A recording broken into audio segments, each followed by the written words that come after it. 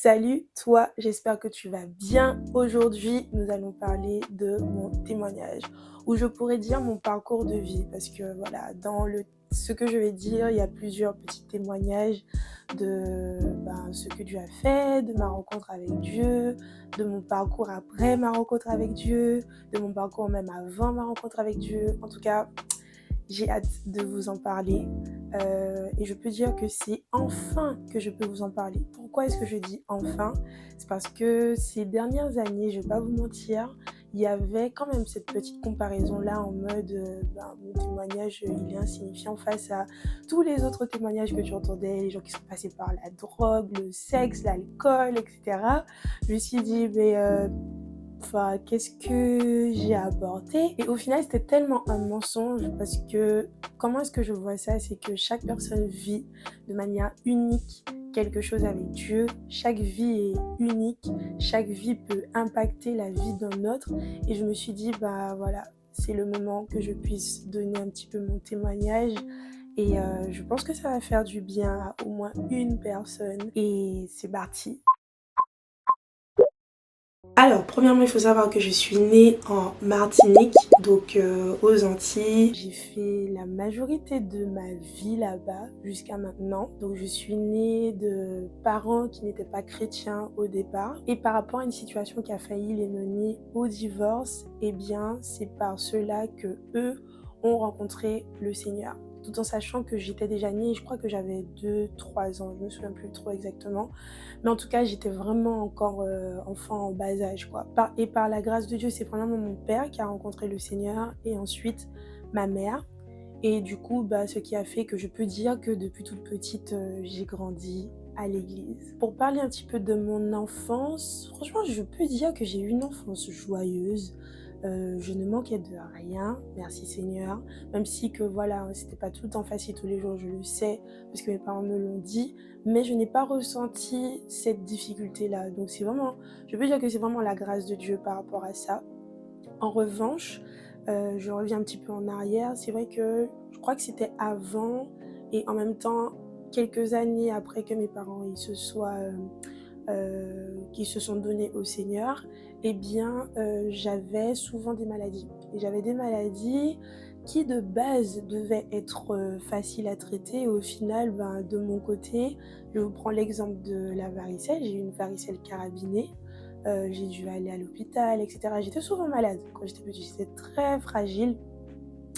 Et ce qui a fait que, déjà, premier témoignage, dans le témoignage, c'est qu'on a prié pour moi et depuis, et je peux le témoigner jusqu'à maintenant, c'est rare que je tombe malade. C'est rare que je tombe malade plusieurs fois dans l'année. Je peux compter le nombre de fois où je suis tombée malade, par exemple en 2024, tu vois.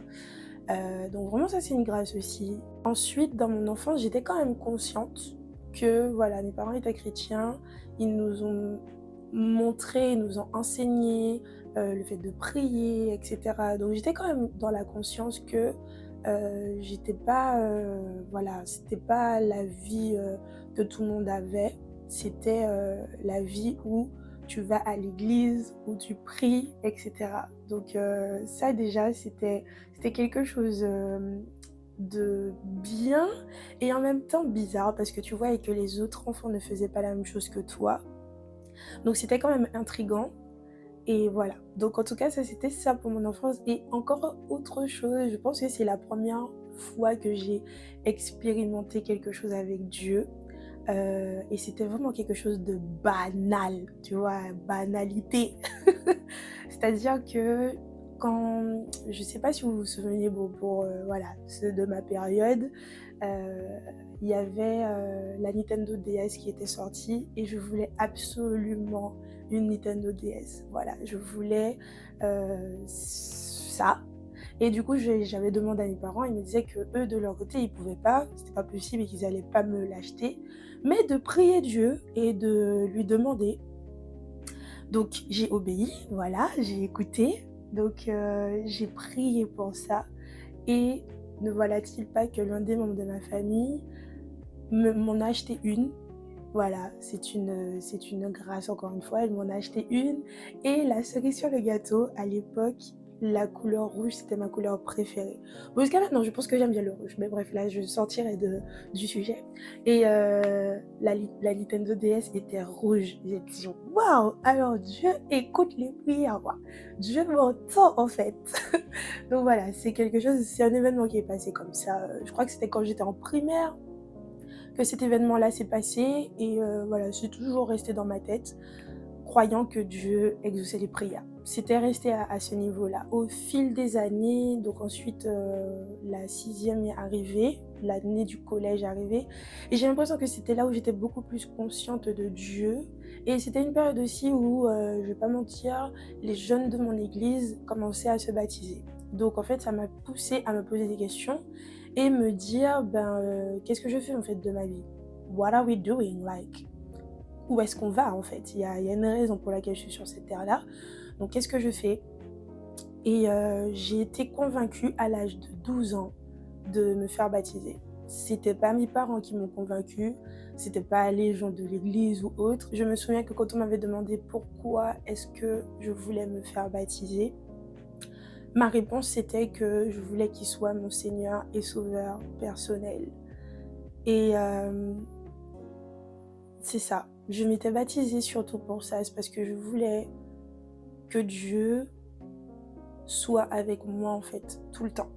Tout le temps, tout le temps, tout le temps. Parce que encore, même après, mais à ce moment-là, c'était le Dieu de mes parents et je le voyais agir pour mes parents et je le voyais agir pour moi. Donc je me suis dit: «Là, je veux que cet acte-là soit vu que Dieu est mon Dieu», tu vois? Genre, we together, you know, on est ensemble. Et donc voilà, je me suis fait baptiser à l'âge de 12 ans. Ouais, pour certains, je pense que ça peut paraître très tôt et d'ailleurs, si je devrais conseiller, après franchement, chacun a sa vie, mais c'est vrai que, à cette époque-là, je savais que je voulais accepter le Seigneur, mais pas m'engager à 100. Donc voilà, je savais que j'étais sauvée, mais sans plus, quoi. Donc après, le petit conseil que je dirais, ce serait que de réfléchir un peu plus quand tu te baptises à savoir le après. Oui, tu es sauvé, mais après, qu'est-ce que tu fais? Parce que voilà, tu as une destinée sur cette terre, il faut suivre Dieu, et cetera. Donc ensuite, à la suite de mon baptême, et c'est dernièrement que je me suis rendu compte de ça, est venu le temps du désert. Vous savez, quand Jésus, il s'est baptisé et après l'Esprit l'a amené dans les déserts, eh ben, je crois que j'ai vécu le désert aussi, OK? C'est-à-dire que, comme toute autre personne vive le désert, après le baptême, mais bon ça c'est un autre sujet. J'ai vécu le désert dans le cas où, j'ai vécu ce trauma-là qui était le harcèlement scolaire. Le harcèlement scolaire et pour ceux qui ne connaissent pas mon histoire, pour ceux qui sont nouveaux ici, n'hésitez pas à aller regarder, la vidéo sur le harcèlement scolaire. Je pense que je vais la mettre en haut. Je sais pas où est-ce que ça s'affiche, mais en tout cas, je vais la mettre en haut. Vous pourrez aller la voir, et c'est en 2 parties, c'est une vidéo en 2 parties. Je dirais même en 3 parties. Mais bon, ça, je vais en parler après. Donc, c'est là où j'ai vécu le harcèlement scolaire quand j'étais en 5e. Pour moi, franchement, je me suis pas rendu compte que c'était un trauma jusqu'à, mes années, d'adulte. Je me suis pas rendu compte que c'était un trauma parce que tout de suite après, la solution a été trouvée. Bon, c'est vrai que j'ai vécu quand même 9 mois, dans cette histoire-là, mais par la suite, en fait, les années de joie qui ont précédé ont fait que j'ai oublié ça et que j'ai enfoui ça, tout simplement. Je parle d'années de joie parce que depuis le collège en 4e jusqu'à maintenant, en fait, jusqu'à la fin de mes études, mais en fait, j'ai toujours vécu de super belles années. J'étais entourée de super bons potes, j'étais entourée de bonnes personnes, en fait. J'avais des classes, assez bien, voilà, on s'encourageait et cetera, c'était pas quelque chose dont je m'étais rendu compte qui avait affecté ma vie. L'une des choses dont je me suis rendu compte dans le fait que ça m'avait affectée, c'est que, après cette épreuve-là, après ce harcèlement scolaire que j'ai subi, j'ai changé carrément de style vestimentaire. Surtout quand je suis arrivée au lycée. Déjà, quand je suis arrivée au lycée, je voulais absolument pas être dans un lycée, de ma commune. Donc je suis allée dans un lycée complètement à l'extérieur. Je voulais que personne ne me connaisse, sauf mes copines avec qui j'étais depuis le collège. D'ailleurs, c'était ça notre mentalité en mode nous on part, nous on va à la capitale, on va dans la capitale et voilà, personne ne nous connaîtra, on va faire de nouvelles rencontres, etc. Et c'est exactement ce qui s'est passé. J'ai fait de belles rencontres, c'était des bonnes années le lycée. Franchement, c'était des très belles années. Mais par rapport à ma relation avec Dieu, c'est vrai que, les gars, c'était inexistant. C'était inexistant, mais en même temps, je savais que Dieu était en moi, que Dieu habitait en moi, à tel point que je n'ai jamais eu de relation avec quiconque, jamais eu de copain, jamais abusé dans l'alcool, même avant, je n'ai pas bu avant mes 18 ans, voilà, je n'ai pas bu. Enfin, les excès là que vous entendez là, que les gens ils faisaient la fumée, nanana, j'étais pas dans ça. Parce que déjà de un, mes parents, voilà, tu vois, les parents ils étaient sérieux. Certaines personnes diraient qu'ils sont stricts, mais quand je regarde à aujourd'hui, il y avait quand même des avantages, il y avait quand même beaucoup d'avantages ici, le fait que j'ai été gardée. Donc non seulement je savais que si je rentrais à la maison, j'allais me faire soit incendier ou sinon j'avais aussi ma conscience, tu vois, qui était là en mode oh mon Dieu, mes parents s'ils le savent, comment est-ce que ça va se passer, etc. Tu vois, il y avait la conscience et puis il y avait aussi la conscience de mes parents et puis il y avait aussi ma conscience et je pense que c'était le Saint-Esprit qui me disait, enfin qui me faisait comprendre parce que j'ai eu plusieurs opportunités, ok, j'ai eu des opportunités, mais non, en fait, je savais que non, ça c'était mal et ça c'était pas bien. Donc c'est ce qui m'a aussi gardée. Et je reviens sur le style vestimentaire. J'avais un style street style, les gars. Mais c'était un style street, c'est un style street style original, tu vois. Donc street style original en Martinique, les gars. Il fallait avoir le cœur ferme. Et mes amies aussi, mes amies proches que j'avais, elles aussi, elles avaient un style. En fait, c'était ce qu'on appelle un style français. Tu vois, on était très soit style français, soit style américain. On n'était pas habillés de manière normale, tu vois. On, on faisait quand même la différence. Et c'est quelque chose d'ailleurs que j'essaye d'entretenir jusqu'à maintenant, de faire la différence. Mais là, c'est plutôt dans la tête, plutôt que l'extérieur, hein. Bref. Mais ouais, franchement, c'était des belles années. Et justement, par rapport au style vestimentaire, l'origine de ça, je reviens dessus, excusez-moi, c'est que, en fait, je voulais tout simplement que les gens me voient. Et ça, c'était pas bien. Ça, c'était pas bien. C'est pour ça que j'en ai parlé dans une des vidéos. C'est que j'ai changé de style vestimentaire à un certain moment donné. Bon, on va avancer et puis je vais vous expliquer la suite. Du coup, donc le lycée arrive, le bac arrive, gloire à Dieu, j'ai mon bac et maintenant on passe à la prépa. Les années de prépa, franchement les gars, bon, ceux qui ont déjà fait prépa, vous le savez, on vit plus, OK? We don't live anymore. We just studying. On est juste en train d'étudier et c'est tout. Et c'est vraiment des années que j'ai appréciées aussi parce qu'on était vraiment en communauté avec les filles. Enfin, on était majoritairement des filles, hein. Il y avait 2 non, il y avait 3 garçons la première année et 1 garçon la dernière année, donc on était que des filles. C'était, c'était des bonnes années vraiment qu'on a passé. Mais je me suis rendu compte en fait que dans ces années-là, plus le temps passait, plus je me disais mais en fait, mais t'as du mal quand même encore à assumer que tu es chrétienne. Parce qu'il y avait, bon, voilà, j'avais réussi jusqu'à la, en fait, j'avais réussi pendant toutes mes années à dire non, sans donner forcément de raison.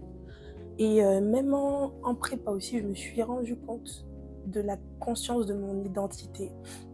C'est-à-dire que des fois, si des personnes me proposaient à faire des trucs, je disais non. Par contre, je priais pour ne pas qu'ils me disent pourquoi. Parce que j'avais peur en fait de leur dire ouais, c'est parce que j'étais chrétienne et tout, et que du coup, ils auraient eu du mal à comprendre, tu vois. Et je n'avais pas encore cette base-là et ce zèle-là du fait que je sois chrétienne. Parce que comme je vous le disais, j'avais pas encore vraiment de vie chrétienne, quoi. Je savais que j'étais sauvée, mais il n'y avait pas ce plus-là encore. Donc voilà. Ensuite, j'ai passé mes examens pour pouvoir arriver en France. Et même là, ça aussi, c'était un témoignage. Parce que je me suis rendu compte que c'était pas moi c'est pas moi qui ai réussi, c'était vraiment Dieu. Parce que je peux vous assurer que les gars, à chaque fois que je sortais d'une épreuve, je savais que j'avais foiré ça. Je le savais. Au fond de moi, je le savais, mais en même temps, je disais: «Seigneur, je te fais confiance. Seigneur, je te fais confiance. Seigneur, je te fais confiance». À la fin, je lui disais tout le temps: «Seigneur, je te fais confiance». Tu vois? En fait, c'est ça le truc aussi avec les chrétiens lambda, je ne me mets pas dedans, je refuse, c'est fini. C'est que c'est quand ça va mal qu'on se souvient de Dieu et je peux vous assurer que je me souvenais de Dieu. Et deuxième autre chose, je savais que le Saint-Esprit était déjà en moi. Bon, déjà parce que j'avais déjà reçu le parler en langue, mais parce que depuis la première année de prépa, je savais que je devais venir dans la ville de Troyes. C'était pas force. En fait, je savais que je devais venir là. Je savais que je devais aller à cette école, mais je ne me suis pas rendu compte que c'était aussi attaché à au reste de ma vie, en fait. Et je savais que je devais aller à Troyes, que je devais choisir la ville de Troyes. Quoique il y avait d'autres villes, il y avait d'autres écoles qui avaient pratiquement les mêmes programmes. Mais je savais que je devais aller à Troyes, sans savoir ce qui m'attendait. Donc voilà, comme je vous disais, j'ai passé mes examens et je suis arrivée au final en France à Troyes. J'avais 20 ans et il y a quelque chose que vous devez savoir. Je pense que mes parents ils sont au courant, mais je leur ai pas dit. D'ailleurs, je pense que plusieurs personnes vont découvrir mon témoignage aujourd'hui, parce que c'est vrai que c'est quelque chose que je n'ai pas l'habitude d'en parler. Mais dites-vous que par rapport au fait que je me sentais enfermée chez moi en Martinique, j'avais juste hâte de partir pour pouvoir aller en boîte de nuit, pour pouvoir boire, pour pouvoir être libre en fait et vivre ma vie. Mais les gars, non, Dieu est bon. Dieu est très très bon. Sachez que la première chose que j'ai faite quand j'ai su que j'allais à Troyes, c'était de trouver une église. C'est même pas mes parents qui m'ont poussée, hein. Franchement, pour ceux qui me connaissent, je suis vraiment quelqu'un d'indépendante. Toutes les démarches là, c'est moi qui les ai faites, etc. Je savais que je devais partir. Bref, voilà. Et c'était la première chose. Et du coup, je suis tombée sur la première église. Et la première église, bon, c'est l'église dans laquelle je suis actuellement. Et je savais que tout ça là, c'était guidé par le Saint-Esprit. Parce qu'il y a plein d'autres églises à Troyes. Mais c'était vraiment l'église par laquelle j'étais attirée. D'ailleurs, j'ai cette phrase là qui vient, c'est que à ta destinée, il y aura une communauté, il y aura une église qui sera attachée. Et ça, c'est important aussi de prendre ça en compte et de ne pas le sous-estimer. Donc ensuite, ce qui s'est passé, c'est que on est arrivé avec mon père m'a installé, on a visité l'église directement, j'ai matché avec eux, avec les personnes, il y avait beaucoup de jeunes, c'est vraiment quelque chose que je cherchais aussi, de jeunes chrétiens qui vivaient la même chose que moi, etc. Donc il y avait beaucoup de jeunes. Et voilà, mon père est parti. Et quand mon père est parti, ça j'avais pas prévu de le dire, mais j'ai vécu une expérience où je me suis retrouvée seule en fait. Et je me suis vraiment rendu compte que là, c'était entre moi et Dieu. C'était plus on s'appuie sur les parents. Les parents sont à 8000 km là, tu vas faire quoi? C'était en mode les prières du soir là, c'était pas juste Seigneur bénis la nuit, amen. Là, c'était les prières où tu parles vraiment à Dieu. Et c'est vraiment la première année que je me suis rendu compte de ça, que en fait je ne servais pas le Dieu de mes parents. Le Dieu de mes parents est devenu mon Dieu. C'est-à-dire quand il disait le Dieu d'Abraham, d'Isaac et de Jacob, et bien là c'est le Dieu de mon père et le Dieu de ma mère, et c'est mon Dieu aussi, le Dieu de mes. Mais avant ça, attends, je reviens un petit peu en arrière. Avant ça, les premières semaines, une fois que mon père il est parti, je me suis dit, bon, on va arrêter d'aller à l'église au fur et à mesure, voilà. Et au final, je me suis rendu compte que j'avais besoin de cette communauté-là. Et j'y allais de moins en moins. Et il y a eu quelque chose qui s'est passé. Le pasteur principal actuel, qui était le pasteur qui faisait partie de l'équipe des pasteurs des jeunes, il m'a vu un jour, j'étais dans le bus, j'étais avec des amis et tout. On était en train de parler, il m'a reconnu. Il me dit: «Ouais et tout, comment ça va? Ta ta ta». Juste: «Comment ça va?» J'ai dit: «Ça va et tout». Quand je l'ai vu, j'ai dit: «Mon Dieu, ça veut dire quoi ça?» Et puis, quand il est descendu du bus, il m'a dit: «Eh bien, on se voit dimanche?» J'ai dit: «Oui» et je sais que quand j'ai dit: «Oui», depuis ce jour-là, waouh, depuis ce jour-là, je suis enfin, j'ai été assidue à l'église et ça m'a aussi permis de pouvoir grandir spirituellement. Alors, pendant la première année, OK, là, j'ai découvert que Dieu était mon Dieu, mais j'étais pas encore à 100%, tu vois, dans les temps de prière avec lui et cetera. Et la deuxième année d'école de commerce est arrivée. Et la deuxième année d'école de commerce, c'est là où je suis partie en République tchèque et j'ai fait l'échange universitaire. Et je peux dire que vraiment cette période-là a été très salvatrice pour moi, si je peux dire. Et je crois que c'était ce moment-là où j'ai vécu une conversion. Vraiment un shift total. La Mé qui était arrivée en République tchèque n'était pas la même Mé qui est repartie de la République tchèque. Oh my God! Non, rien que d'y penser, c'est beau. Et je remercie le Seigneur pour ça. Et le déclic, ça a vraiment été quand j'ai commencé ma chaîne YouTube et puis que j'ai parlé justement de l'expérience du harcèlement à l'école. Pour ceux qui... Voilà, je remets la vidéo pour parler un petit peu du après. C'est après que je me suis rendu compte et qu'on m'a fait me rendre compte, je n'oublierai jamais ça, quand mon pasteur en Martinique justement m'a ouvert les yeux en fait, que je n'étais pas encore guérie.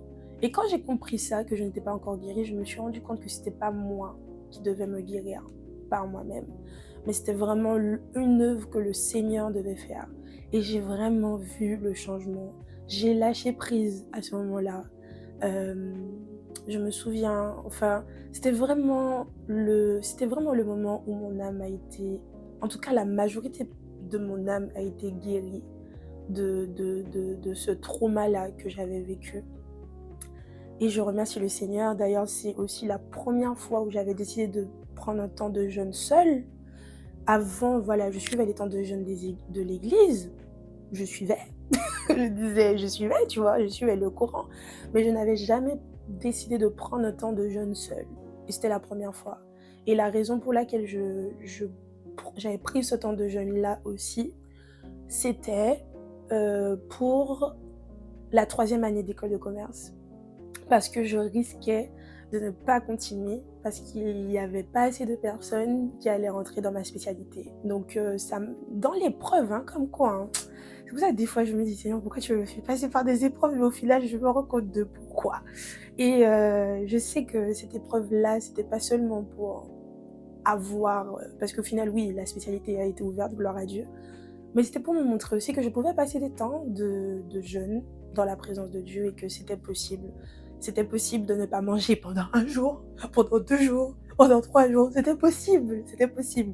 Avant, moi, je pensais que mon corps, il était pas capable de faire ça, mais en fait, oui, il est capable, ok?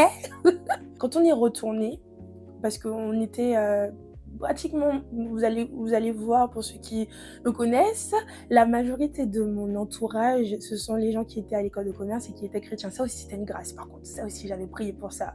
Et le Seigneur avait répondu, My God, thank you Jesus, thank you Jesus. Et la majorité d'entre eux étaient en école de commerce. Et du coup, on était tous en échange universitaire. Et quand on est revenu, on s'est rendu compte qu'on a tous pratiquement vécu la même chose, c'est-à-dire un temps où on a expérimenté Dieu en intensité. Et ça, my God, ça a créé en nous un feu où il y avait des soirs, on faisait ce qu'on appelait des mourir dans ta présence ou bien des prophétiques centers. Pour ceux qui se souviennent, vous vous souvenez. Voilà, c'était génial. On passait des temps dans la présence de Dieu sans regarder à l'heure. Et je crois que c'était ces moments-là qui m'ont fait encore davantage grandir dans la présence de Dieu. Donc pour ceux qui ne croient pas dans les communautés chrétiennes, pour ceux qui ne croient pas en l'amitié chrétienne, les amis, vous ratez un truc. Vous ratez un gros truc. Parce que c'est dans le tous ensemble qu'il y a une force particulière. C'est dans le tous ensemble aussi que tu peux grandir spirituellement. Et c'est vraiment ce que j'ai expérimenté pendant ces années. Et par la suite, il y a eu un deuxième step. Et le Seigneur m'a dit, c'est bon, là, c'est bien. Tu m'aimes, tu me sers, gloire à Dieu. D'ailleurs, c'est à cette période-là aussi que je suis entrée dans le service de chantre. Et voilà, les gens grandissent, les gens évoluent et du coup, en fait, ce qui s'est passé, c'est que, eh bien, pas la majorité, si quand même, la majorité de notre groupe qu'on était, le noyau qu'on était, est parti un peu partout à cause du travail majoritairement et cetera et ça m'a fait me rendre compte que j'étais seule. Et je me suis dit, en fait, pour ceux qui, voilà, je suis extravertie. Pour ceux qui connaissent les extravertis, les amis extravertis, nous, on puise notre, je peux dire notre énergie, entre guillemets, notre bien-être, quand on est dans le tous ensemble. Bon, maintenant que j'ai capté ça, je suis plus ambivertie parce que j'aime bien mes moments seuls. Et le fait d'aimer bien mes moments seuls, ça, je l'ai appris, bah, il y a même pas, je crois que il y a 3 4 ans, un truc comme ça. Parce que je me sentais seule du fait que tout le monde était parti et cetera et bah, le Saint-Esprit m'a fait comprendre qu'il y a moi, je suis là, je suis en toi depuis que tu t'es fait baptiser ma belle, je suis là avec toi et je me suis rendue compte de ça et c'est là que j'ai apprécié passer du temps seule dans la présence de Dieu. C'est là que j'ai apprécié aussi, oh my God, c'est là que j'ai apprécié méditer, lire la parole de Dieu. J'ai apprécié aussi passer du temps toute seule, aller au cinéma toute seule, manger toute seule, et cetera. C'était vraiment un temps qui était nécessaire. Et bien évidemment, par la suite, Dieu a ajouté d'autres personnes dans mon entourage. Et je peux dire que c'est aussi au fil de ces temps-là, parce que c'était, quand je dis au fil de ces temps-là, c'était peut-être 2 ou 3 mois, hein, que ça m'a permis d'intensifier, le temps où j'étais seule, ça m'a permis vraiment d'intensifier ma relation avec le Saint-Esprit. Et c'est aussi là que je peux dire qu'il m'a convaincue du fait que je n'étais pas quelqu'un de parfait. Voilà. Mais tu vois, en gros, il m'a guéri des traumas que j'ai eus il y avait quelques années avant. Mais il m'a aussi montré que je n'étais pas parfaite parce que, premièrement, je suis l'aînée de ma famille. Deuxièmement, à l'école, j'étais souvent la première, deuxième ou troisième. En tout cas, je faisais partie des 3 premiers. Voilà, j'étais vraiment aimée de tous. Voilà, il y a jamais, en fait, à part l'expérience que j'ai eue au collège, j'ai jamais eu de problème avec quiconque. J'étais tout le temps aimée de tous, etc. Donc voilà, pour moi, j'avais fait grandir en moi une sorte d'orgueil en mode tout le monde m'aime, I'm the best, je suis la meilleure, etc. Alors que c'était complètement faux. Oh my God, c'était complètement faux. Et le Saint-Esprit m'a bien fait comprendre ça, que c'est pas moi, c'est pas par moi-même que je vais y arriver, mais c'est vraiment par lui. Ces années-là, en fait, pendant ce temps-là où j'étais seule, j'ai compris que la force, la joie, même qui j'étais ne venait pas de moi, mais ça venait de lui. Oh my God! À ce moment-là, je me suis dit: «Waouh!» et je me suis rendu compte que c'était que lui dont j'avais besoin. Yes! Oh my God, merci Seigneur. C'était que de Dieu que j'avais besoin et je pense à un jeune qui est en train de regarder cette vidéo-là et qui se base sur ses œuvres ou bien même qui se base sur son entourage. Laisse-moi te dire que ça là, c'est vanité. Que ça là, ça peut partir en un claquement de doigts. Mais que Dieu, lui, il va toujours rester avec toi. En ce moment, à l'église, on voit un peu le livre de Josué. Et dans Josué 1,5, il lui dit: «Je ne te délaisserai point, je ne t'abandonnerai point». Il y a tellement d'autres versets qui montrent que Dieu nous aime et qu'il est tellement patient envers nous. En fait, quand j'étais en train aussi de méditer sur mon témoignage, je me suis rendu compte que c'est pas moi qui ai choisi Dieu aussi. C'est Dieu qui m'a choisi, comme le chant de Jonathan Gambella. Je suis le choix de Dieu. Oh oui, bref, voilà. Je suis vraiment le choix de Dieu. Tu es le choix de Dieu. Dieu t'a choisi, ce n'est pas par hasard. Je m'arrête ici parce que je sais qu'il y a tellement d'autres témoignages et en fait, c'est pour ça que je voulais parler de mon parcours de vie parce que jusqu'à maintenant encore, il y a des témoignages qui arrivent. Jusqu'à maintenant, le Saint-Esprit me convainc de plusieurs choses. En fait, il faut comprendre que la vie, c'est un chemin. C'est un cheminement avec Dieu. Et il y aura toujours un témoignage en plus. Donc c'est pour ça que je voulais pas vous parler aujourd'hui de mon cheminement avec Dieu. Je ne suis pas non plus rentrée hyper dans les détails Mais sachez qu'il y a encore d'autres, témoignages que j'ai et que voilà, je suis pas forcément rentrée dedans et peut-être quand le moment sera venu, je le ferai. Mais en tout cas, j'espère que ce témoignage-là a fait du bien à quelqu'un et au moins une personne, au moins une personne. Et quand je parle de mon témoignage, je veux aussi montrer que c'est pas parce qu'on est enfant d'église que on doit rester au niveau d'enfant d'église, au niveau de ce Dieu-là, c'est le Dieu de mes parents. Mais il y a un moment donné dans ta vie où tu dois passer à cette étape où c'est Dieu, ce Dieu-là, le Dieu que tu entends, il devienne vrai en toi, il devienne vie en toi. C'est super important. Et moi, c'est tout ce que je souhaite à toutes et tous, c'est que vous puissiez vivre votre vie avec Dieu. Parce que c'est lui votre créateur, il vous connaît, et j'ai même envie de te dire avec ce verset qui dit qu'il connaissait avant même que l'on soit né, il te connaissait. Et aussi, c'est lui qui a ton futur entre ses mains. Donc fais-lui confiance. N'hésitez pas à liker, partager et commenter. Et on se dit bonne journée, après-midi, soirée.